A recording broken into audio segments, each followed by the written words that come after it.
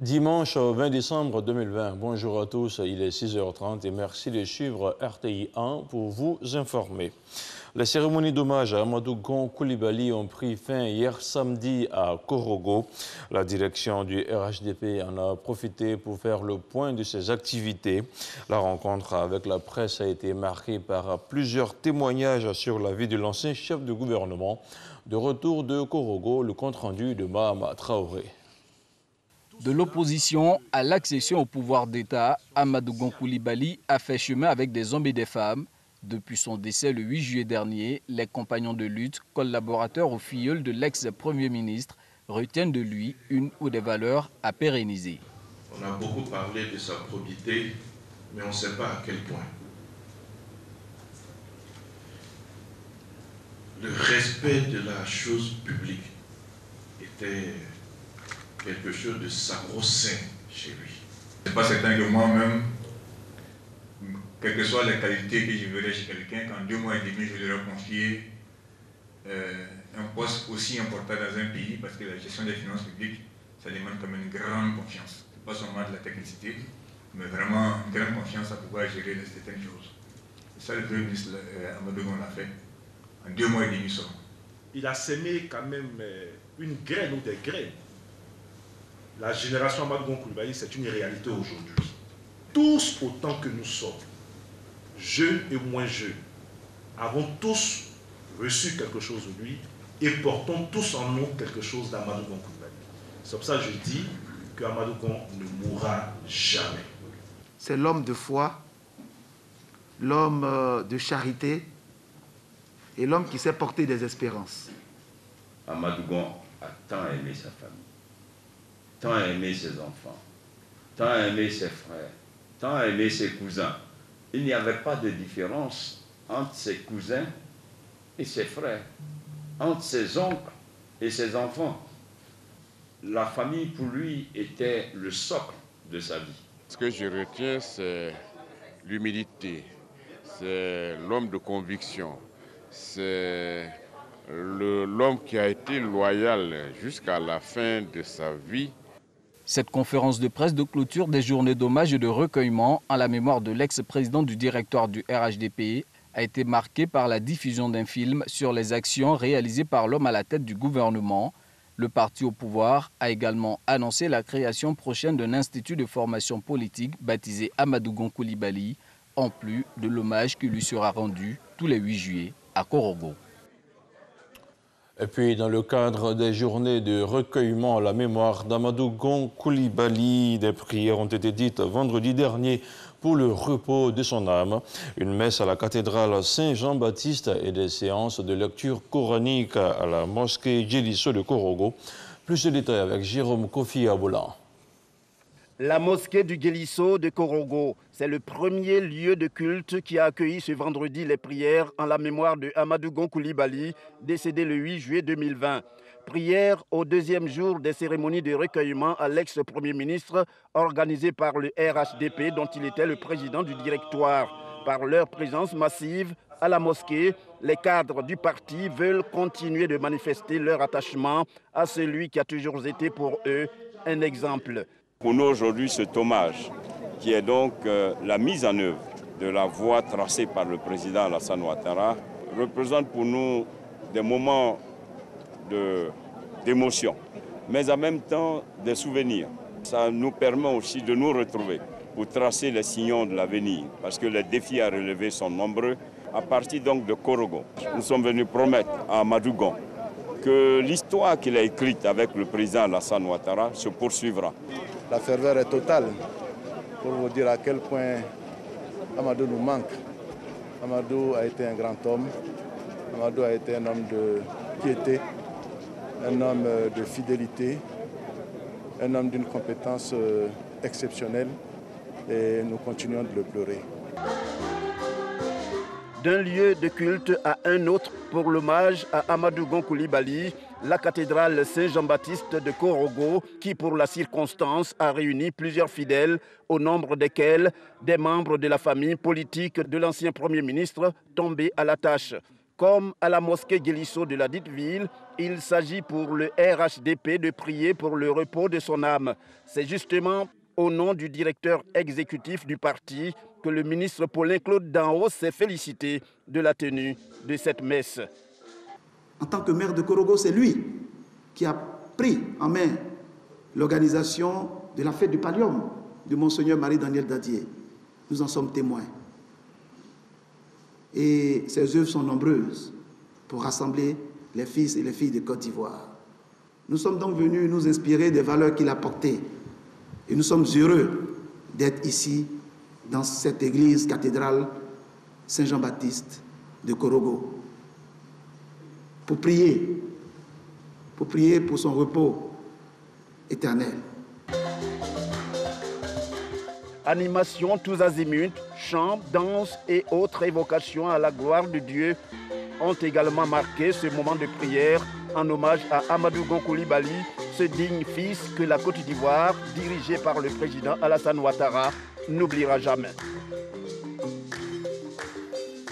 Toujours à Korogo, à la faveur des journées de recueillement à l'honneur d'Amadou Gon Coulibaly, il s'est tenu une réunion de coordination du RHDP, du Poro, de la Bagoué et du Tchologo.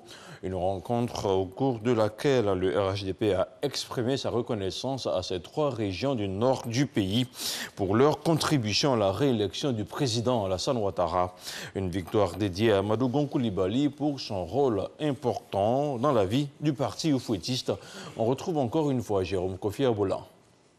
Le RHDP en conclave à Korogo ce vendredi dans le cadre des journées de recueillement à feu Amadou Gon Coulibaly. Une réunion extraordinaire élargie aux coordinations du Poro, de la Bagoué et du Tchologo.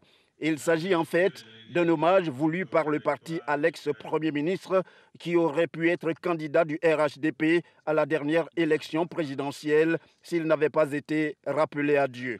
Information, analyse de la situation sociopolitique, vie et fonctionnement du parti dans la perspective des élections législatives et d'hiver. Tels sont les points à l'ordre du jour de cette réunion. L'un des points du communiqué final qu'il a sanctionné porte sur l'investiture brillamment réussie du président Alassane Ouattara après sa réélection à la présidentielle comptant pour la Troisième République. La direction exécutive félicite le président Alassane Ouattara pour cette cérémonie solennelle qui a vu la participation de nombreux chefs d'État et de gouvernement, de nombreux représentants d'organisations internationales et sous-régionales, montrant ainsi le leadership de notre président à travers le monde entier. La direction exécutive rassure le président de la République que le RHDP sera le catalyseur du projet de société La Côte d'Ivoire solidaire. La direction exécutive soutient le président dans sa volonté de faire de la lutte contre la corruption et l'impunité son cheval de bataille. La direction exécutive s'incline devant toutes les pertes en vie humaine liées au mot d'ordre de l'opposition. La direction exécutive s'est prononcée sur le dialogue politique annoncé par le président de la République et qui sera conduit par le Premier ministre. La direction exécutive encourage le président à continuer à poser des actes qui vont dans le sens du renforcement de la cohésion sociale à travers cette énième main tendue à l'opposition en poursuivant le dialogue politique. Les régions du Poro, de la Bagoué et du Tchologo ayant contribué à cette réélection du président Alassane Ouattara avec un record de plus de 90%, il est tout à fait normal qu'elle inaugure ce genre de rencontre que le RHDP entend poursuivre pour exprimer sa reconnaissance. Et c'est pour dédier cette victoire à Amadou Gon Coulibaly, bâtisseur exemplaire et ressortissant de ces régions, que le parti oufouettiste décide qu'un hommage lui soit rendu chaque 8 juillet, date de son décès. Autre chose, à présent, les awards des entreprises, une cérémonie de distinction du top management des entreprises et des personnalités les plus performantes a été célébrée le 11 décembre dernier. Le dîner gala parrainé par le ministre de l'Économie et des Finances aura permis aux awards des entreprises d'accompagner et de soutenir le gouvernement dans sa politique de développement économique et social. Plusieurs opérateurs économiques et des entreprises du secteur privé ont été encouragés. C'est ce que nous dit dans ce reportage Jean-Luc Bangbo. Pour sa deuxième édition, la cérémonie des awards des entreprises et des institutions socio-économiques a réuni quelques 500 convives du monde des affaires et du secteur parapublic, ainsi que des hautes autorités gouvernementales, diplomatiques et parlementaires. Autour du ministre de l'économie et des finances, Adama Coulibaly, parrain de la dite cérémonie, ils sont venus accompagner et soutenir le gouvernement dans sa politique de développement économique et social, mais également encourager les opérateurs économiques et les entreprises du secteur privé. L'institution de cette cérémonie annuelle nous donne l'occasion de nous retrouver et de manifester notre adhésion à la promotion de l'excellence, étant entendu que les avoirs des entreprises favorisent une saine émulation au sein du secteur privé. Je note que cette deuxième édition met l'emphase sur la résilience de l'État. Plusieurs entreprises et personnalités se sont ainsi vues décerner des prix, comme le Premier ministre Ahmed Bakayoko, qui a reçu le super prix d'excellence Award des Awards.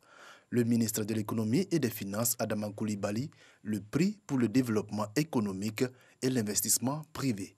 D'autres prix spéciaux ont été décernés, notamment au ministre Akaawele, Anne Désiré Ouloto ou encore au président de la Chambre de commerce et d'industrie, Fama Touré. Une quinzaine de PME, entreprises publiques et privées, ont été distinguées pour leur savoir-faire. Le comité des awards, appuyé d'un jury, a en effet évalué les nominés sur la base de ce savoir-faire qu'ils placent au cœur de leur process et de leurs actions quotidiennes. Dans l'actualité internationale, 4 associations de défense des droits des femmes qui réclament l'interdiction au Mali de l'excision ont déposé une plainte contre l'État malien il y a quelques jours à Abuja, au Nigeria, devant la Cour de justice de la CEDEAO. Plus de 80% des femmes maliennes subissent l'excision, selon les chiffres des Nations Unies. Avec cette plainte, les associations de défense des droits des femmes espèrent contraindre l'État malien à criminaliser, comme il s'y est déjà engagé, les mutilations génitales féminines. Et puis, dans l'Afrique centrale, au Gabon, selon un communiqué publié hier samedi, le gouvernement a adopté vendredi en Conseil des ministres un projet de révision de la Constitution dont la modification la plus importante concerne l'intérim du président de la République, selon un communiqué publié hier samedi 19 décembre. Selon le projet adopté par le gouvernement, en cas de vacance du pouvoir, l'intérim du chef de l'État est assuré par un collège composé de présidents de 2 chambres du Parlement et du ministre de la Défense. En cas d'indisponibilité temporaire, c'est le même trio qui va assurer l'intérim du président de la République. Autre modification, si la réforme est adoptée, l'article 78 dispose qu'une fois qu'il a quitté ses fonctions, le chef de l'État ne peut pas être jugé, recherché, détenu ou condamné pour les actes posés durant ses fonctions. Voilà, c'est tout pour ce premier point d'information sur RTI 1. Merci à tous de l'avoir suivi.